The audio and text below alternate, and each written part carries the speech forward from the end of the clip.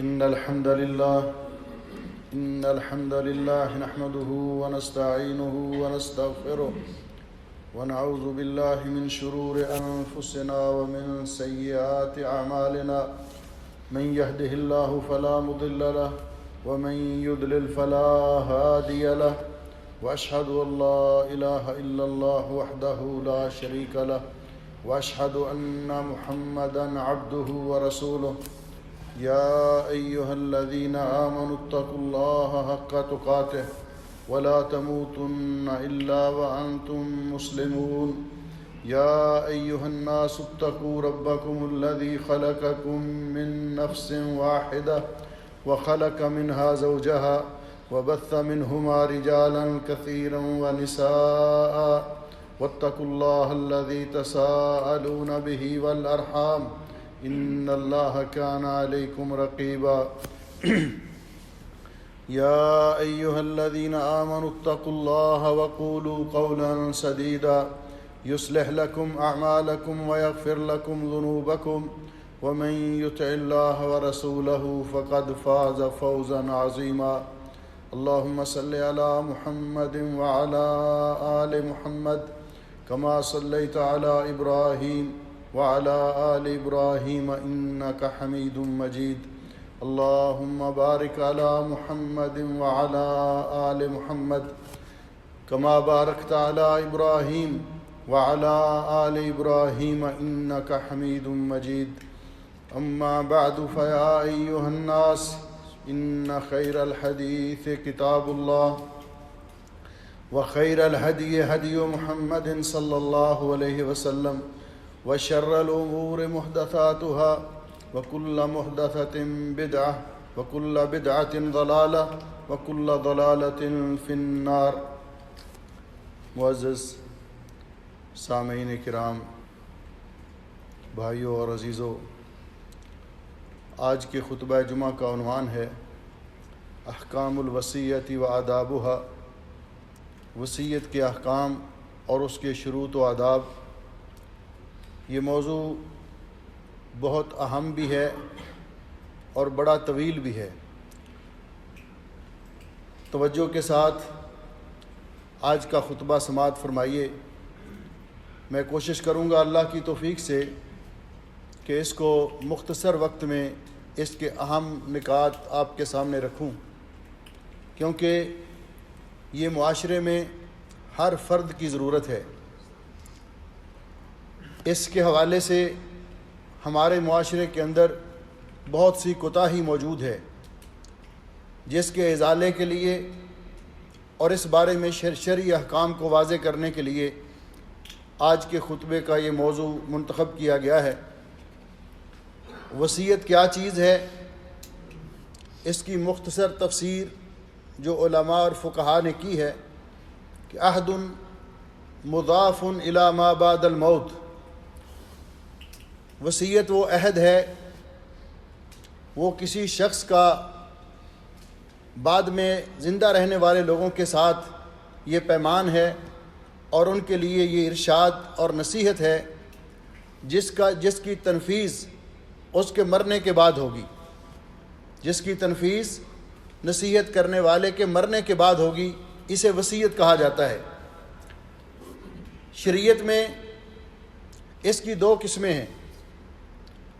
ایک وہ وصیت ہے جس کا تعلق ہر شخص کے ساتھ ہے، اسے وصیت عامہ کہا جاتا ہے، اور اس کا اہتمام ہر مسلمان کو کرنا چاہیے کہ اپنی وفات کے وقت اپنی اولاد، اپنے اہل و عیال، گھر والے، ان کو نیکی اور تقوی کی نصیحت کرے کہ میرے مرنے کے بعد آپ نے اللہ کی توحید پر قائم رہنا ہے، شرک سے بچنا ہے، نبی پاک صلی اللہ علیہ وسلم کی سنت پر عمل کرنا ہے، بدعات اور خرافات سے بچنا ہے، نمازوں کی پابندی کرنی ہے، صلہ رحمی کرنی ہے، حقداروں کے حق ادا کرنے ہیں۔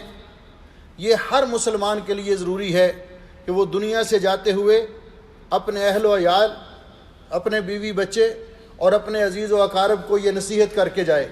اللہ سبحانہ و تعالی قرآن کریم میں حضرت یعقوب علیہ السلام کا تذکرہ کرتے ہوئے فرماتے ہیں اعوذ باللہ من الشیطان الرجیم ام کنتم شہداء اذ حضر یعقوب الموت، کیا اس وقت آپ موجود تھے جب حضرت یعقوب علیہ السلام کی وفات کا وقت آیا؟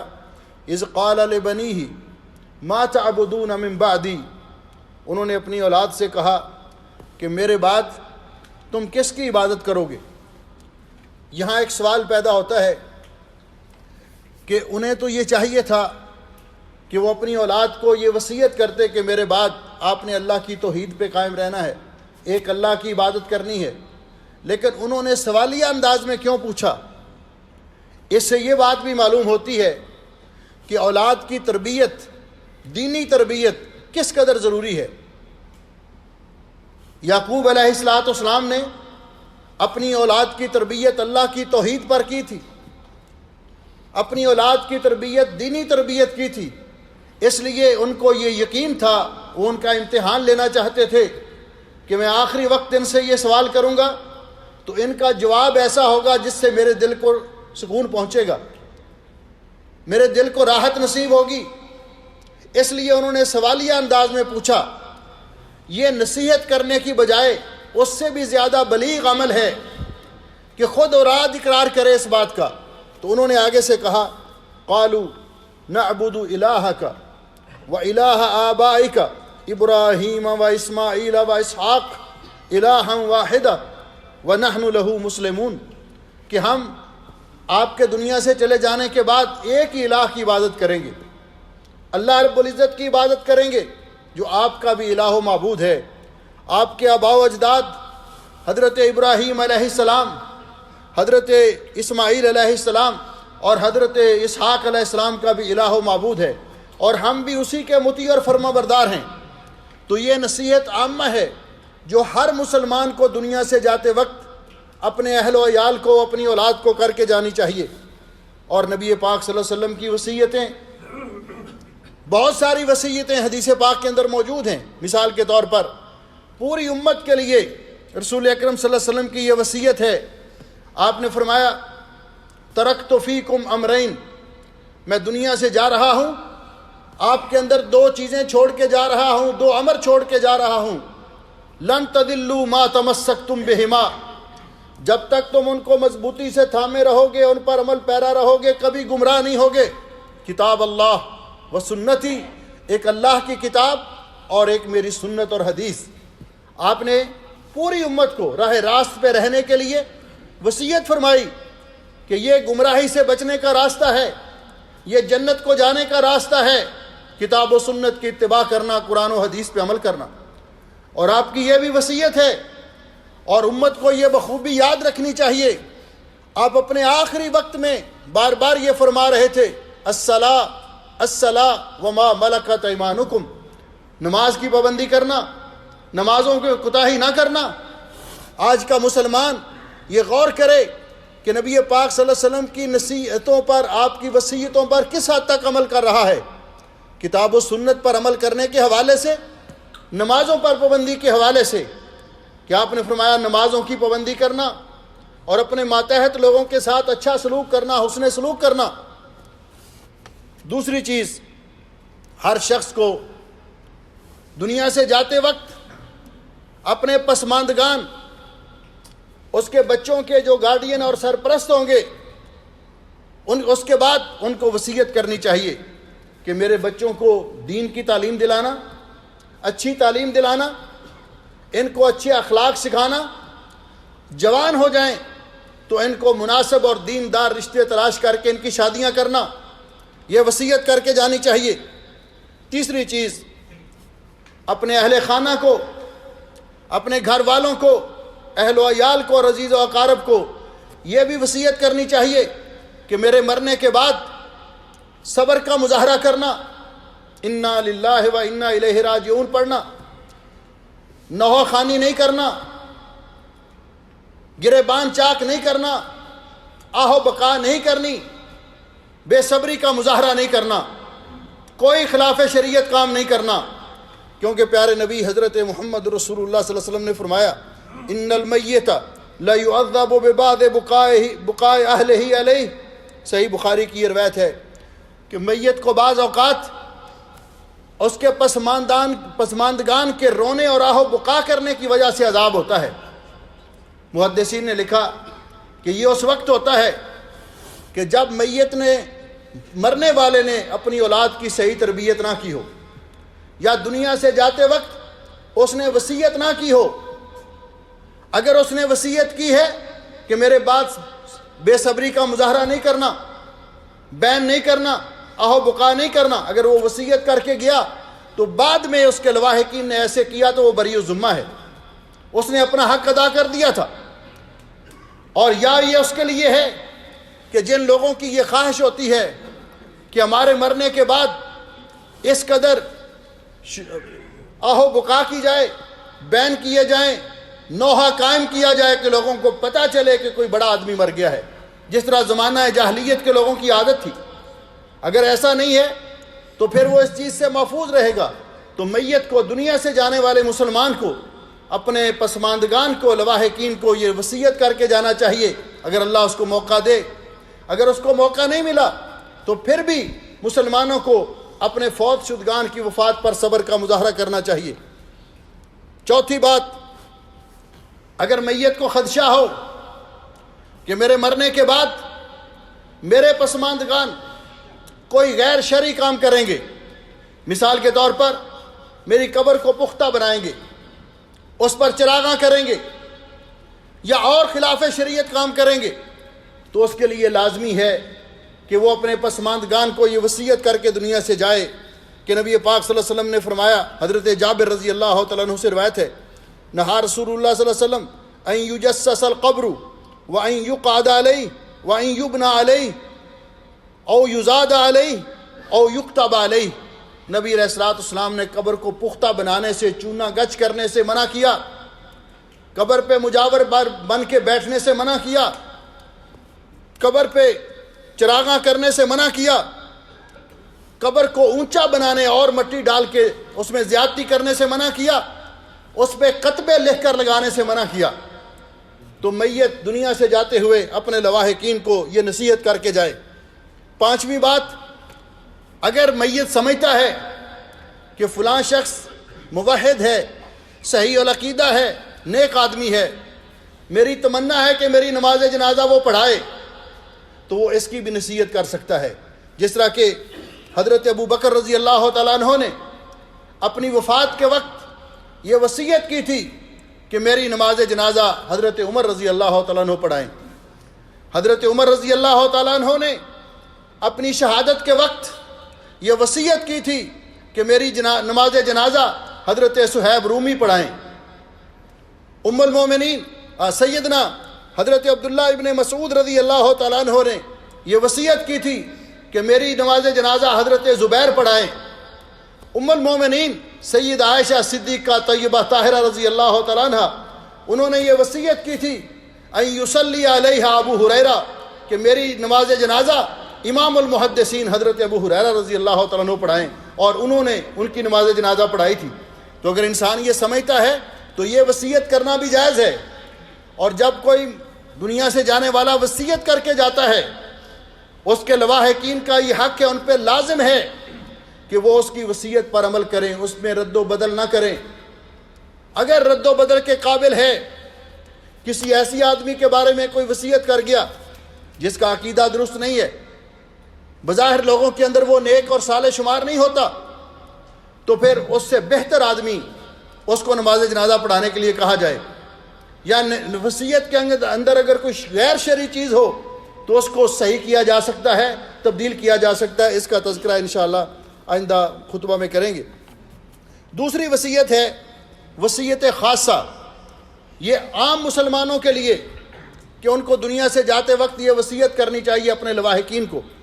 دوسری وصیت ہے وصیت خاصہ، ایسی وصیت جس کا تعلق مالی معاملات کے ساتھ ہے۔ آج کے خطبے کا زیادہ تر موضوع یہی ہے، اور یہ وصیت دو قسم کی ہے۔ ایک وصیت مستحبہ، ایسی وصیت جس کا کرنا مستحب ہے۔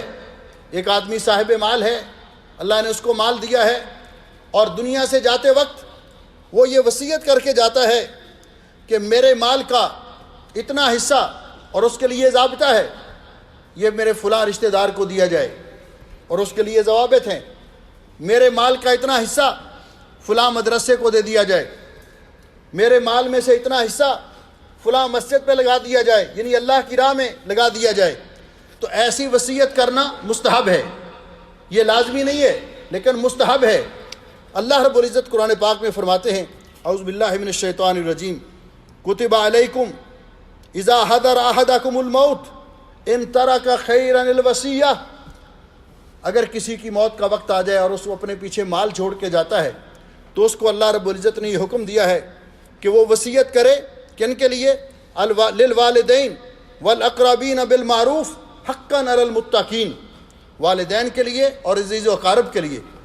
زیادہ تر مفسرین کا خیال ہے کہ یہ آیت مبارکہ منسوخ ہو چکی ہے، جب وراثت کے احکام نازل ہوئے ان کے ساتھ یہ آیت منسوخ ہو چکی ہے۔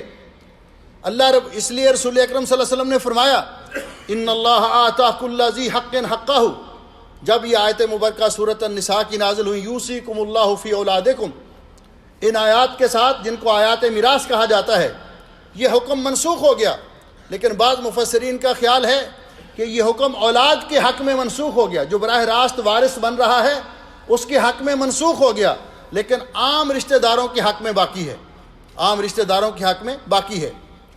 دوسری وصیت ہے وصیت واجبہ۔ وصیت واجبہ کیا ہے؟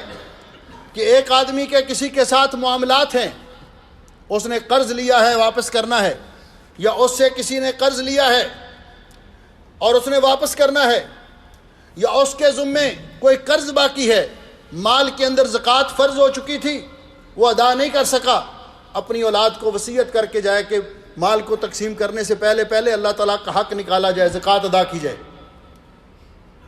مال کو تقسیم کرنے سے پہلے پہلے فلاں آدمی کا قرض ادا کیا جائے، میں نے فلاں آدمی کا قرض دینا ہے۔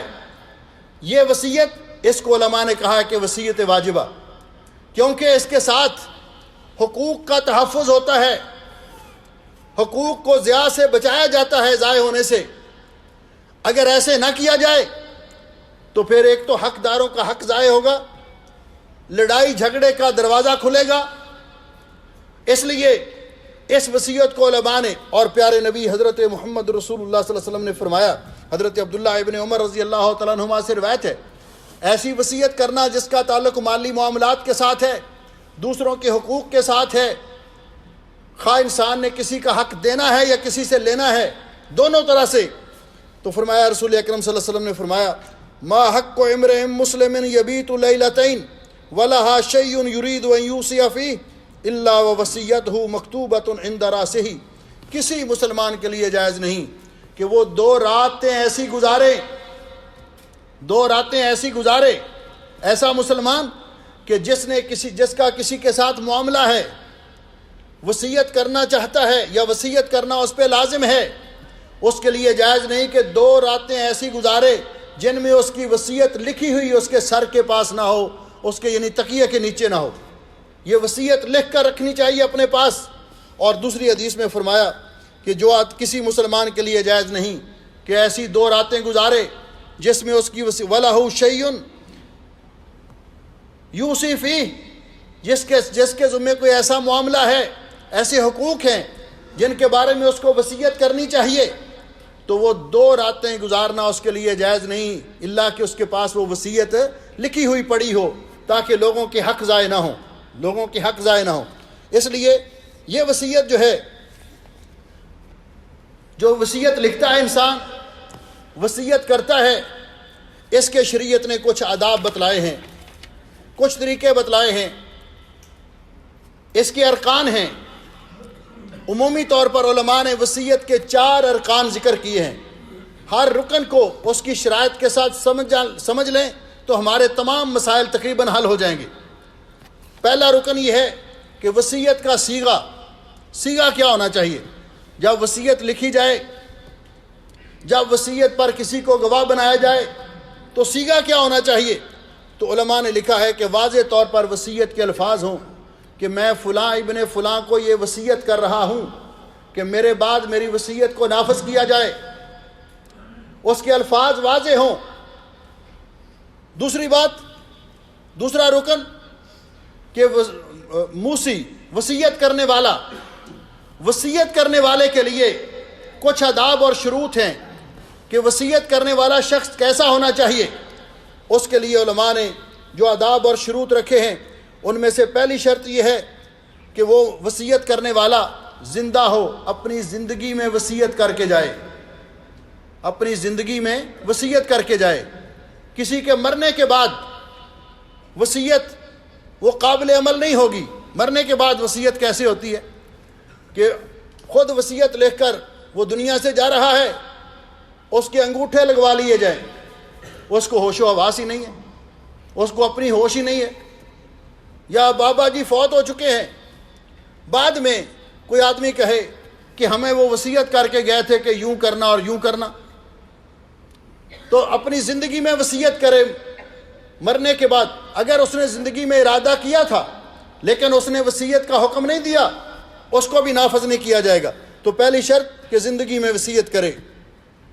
دوسری شرط الوجود، دوسری شرط جو ہے یہ وصیت کرنے والے کے لیے، دوسری شرط یہ ہے کہ وہ عاقل ہو۔ پہلی شرط کیا ہے؟ پہلی شرط یہ ہے کہ وہ العقل، کہ وہ بقائمی ہوش و حواس۔ وہ پہلی شرط جو تھی وہ اس کے ساتھ نہیں ہے، وہ میں تھوڑا سا خلط ملط ہو گیا۔ پہلی شرط جو تھی اس دوسرے کے ساتھ ہے، الموصی لہ، الحیات یا زندگی کی شرط۔ یہ جو موسی ہے وصیت کرنے والا، اس کے لیے پہلی شرط یہ ہے کہ وہ صاحب عقل و دانش ہو، اس کی ہوش و حواس قائم ہو، عقل سلیم ہو، وہ بقائمی ہوش و حواس وصیت کرے۔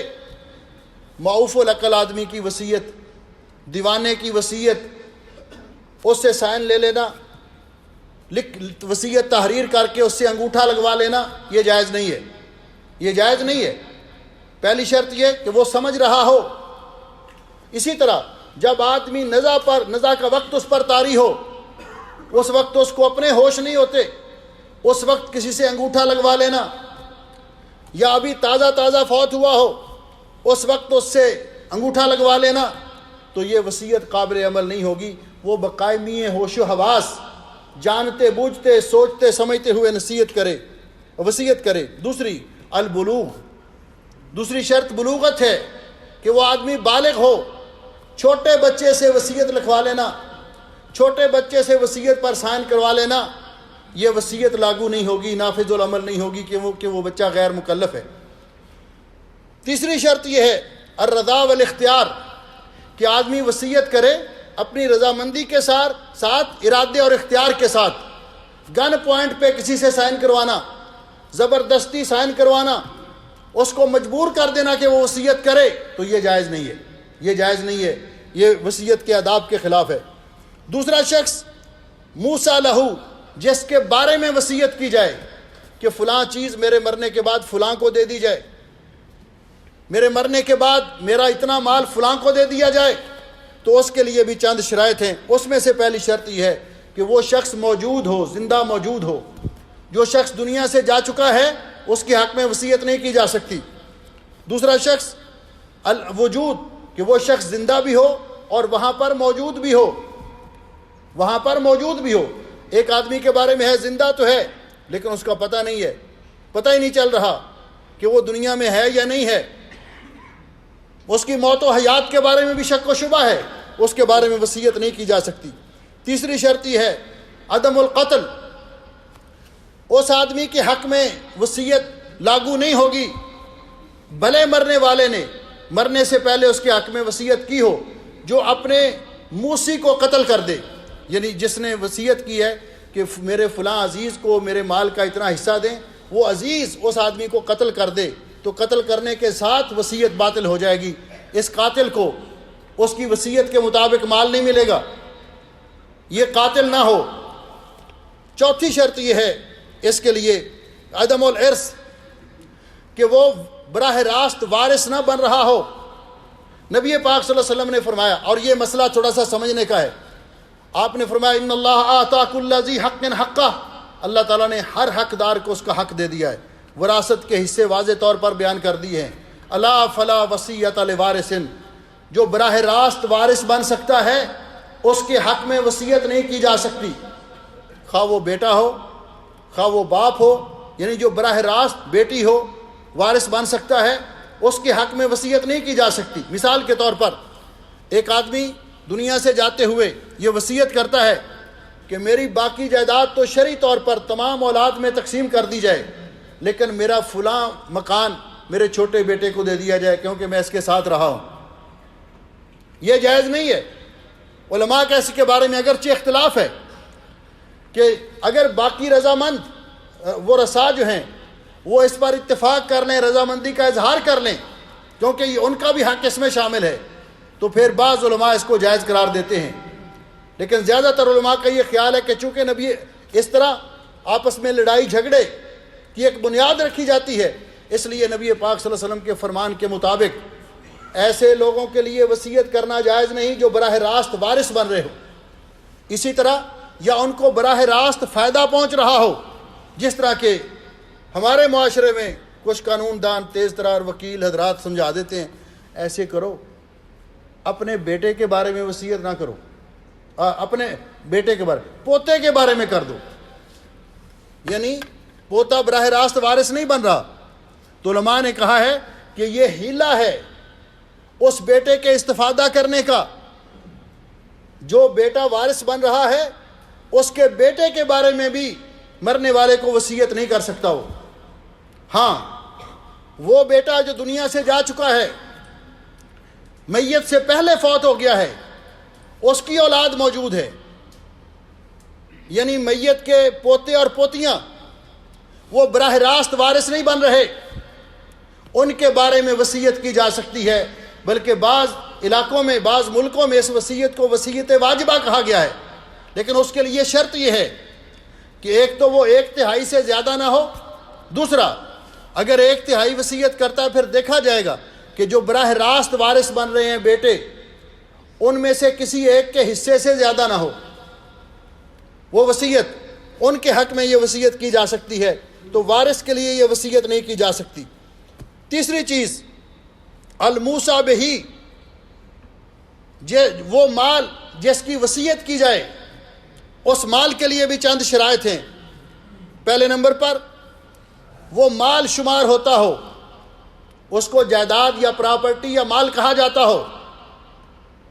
جو مال شمار نہیں ہوتا، مثلا کوئی حرام چیز ہے، کوئی ناجائز چیز ہے، انسان کے اپنے قبضے میں نہیں ہے، اس کے بارے میں وصیت کر جائے، یا وصیت کر جائے کہ آسمان پہ اڑنے والے تمام پرندے فلاں کے، اس کا وہ مالک ہی نہیں، تو وہ مال شمار نہیں ہوتا، وہ مال ہو۔ اور دوسرا وہ موصی کی ملکیت ہو، وصیت کرنے والے کی ملکیت ہو، کسی کی ملکیت میں کوئی چیز وہ آگے کسی وصیت نہیں کر سکتا، وہ چیز اس کی ملکیت ہو۔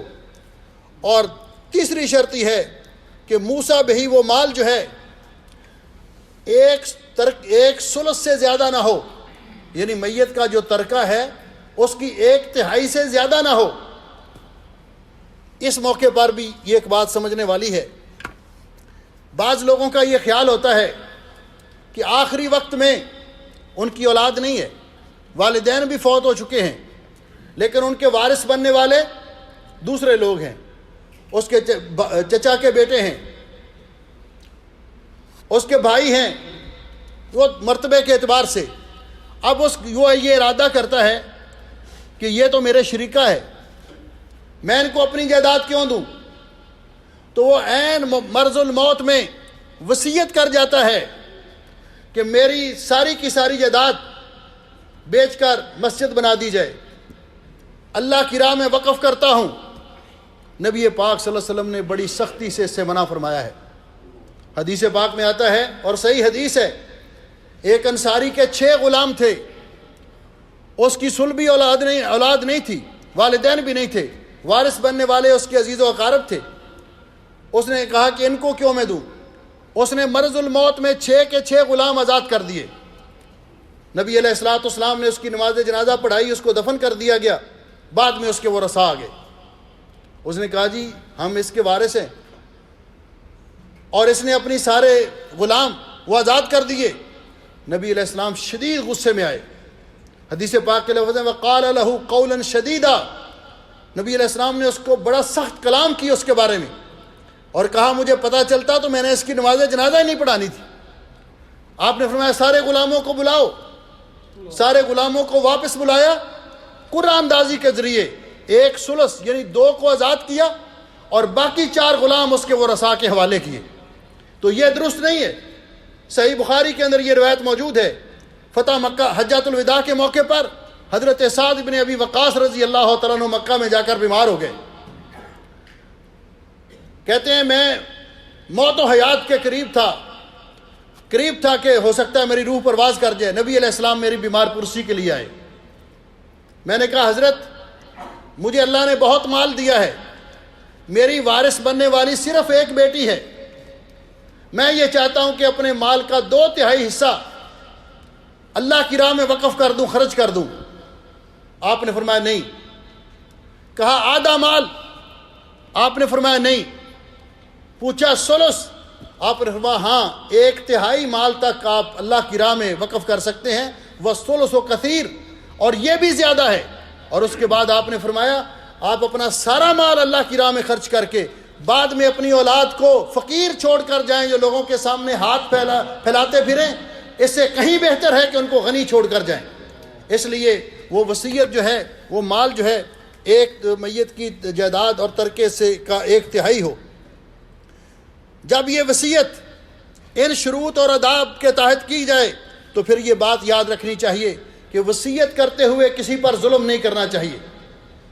کسی کو وراثت سے محروم کرنا، اولاد میں کسی کے حق میں وصیت کر دینا، یا ایسی وصیت کر کے جانا جس میں کسی کو نقصان پہنچے، کیونکہ حضرت ابن عباس فرماتے ہیں الاضرار فی الوصیۃ من الکبائر، وصیت کے بارے میں کسی کو نقصان پہنچانا کبیرہ گناہ ہے۔ اور اللہ رب العزت قرآن پاک میں بھی فرماتے ہیں من بعد وصیۃ یوصی بہا او دین غیر مضار، کہ انسان وصیت کب پوری کرے گا؟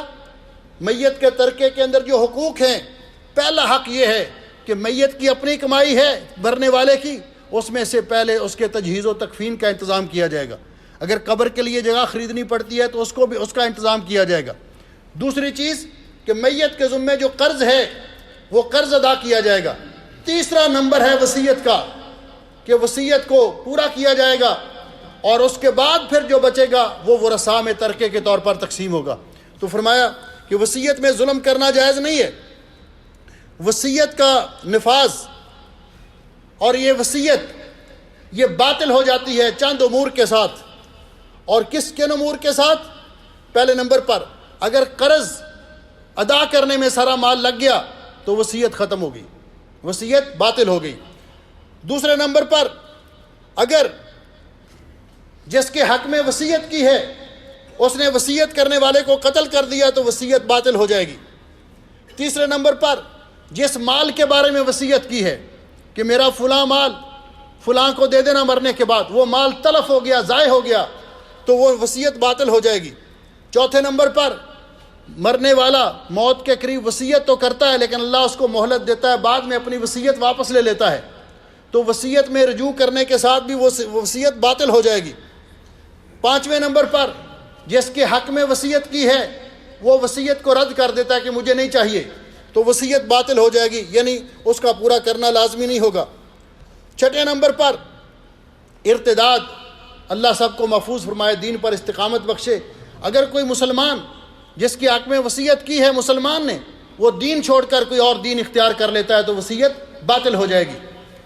اگر کوئی شخص ایسی وصیت کر کے گیا جو شرعی قواعد کے مطابق ہے تو وہ ورثاء کے لیے اس وصیت کو نافذ کرنا لازمی ہے، وہ اپنی مرضی سے اس میں رد و بدل نہیں کر سکتے، اور اگر اس وصیت پر عمل نہیں کریں گے، اس کو چونکہ واجب ہے اس وصیت کا نفاذ، تو اللہ تعالیٰ کے ہاں مجرم ہوں گے، گناہ گار ہوں گے، اللہ رب العزت اس کی ان کو سزا دے گا۔ اللہ رب العزت کی بارگاہ میں دعا ہے کہ اللہ سبحانہ و تعالیٰ ہمیں دین اسلام کے احکام کو سمجھنے اور ان پر عمل کرنے کی توفیق بخشے۔ اقول قولی ھذا استغفر اللہ لی ولکم ولسائر المسلمین من کل ذنب واتوب الیہ۔